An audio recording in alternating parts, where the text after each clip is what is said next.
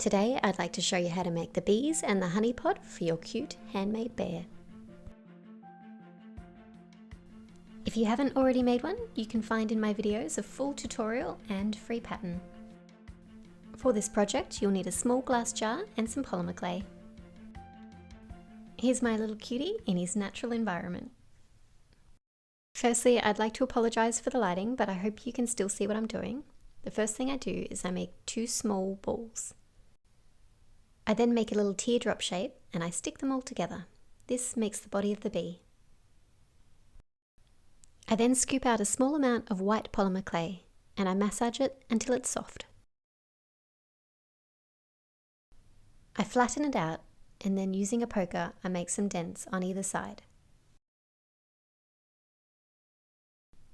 I then halve this piece and gently lay one piece on the side, and then I squish it into a point. I trim it up a little bit and then I stick it onto the side of the bee like a wing. And then I do the same on the other side.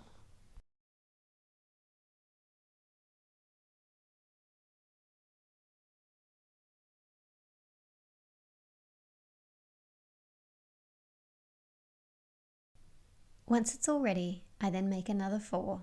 You can make as many bees as you'd like. When you're baking small pieces of polymer clay, make sure that you turn the temperature down a little bit and watch it so that they don't burn.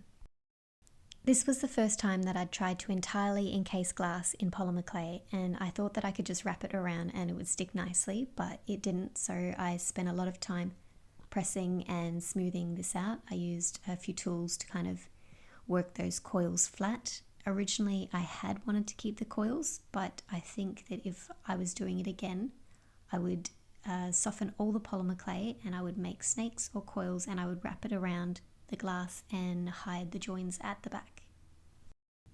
I kept smoothing the polymer clay until I was happy, and then using a different colour of polymer clay I made the letters honey and I gently placed that onto the jar and pressed. After baking, it was time to start painting the bees. I used black paint and very carefully, with a very small paintbrush, I painted some lines. I didn't show you this part, but I also added a lot of yellow dots which made it super cute. I hope you've enjoyed watching this project come to life, and let me know if you've got any questions.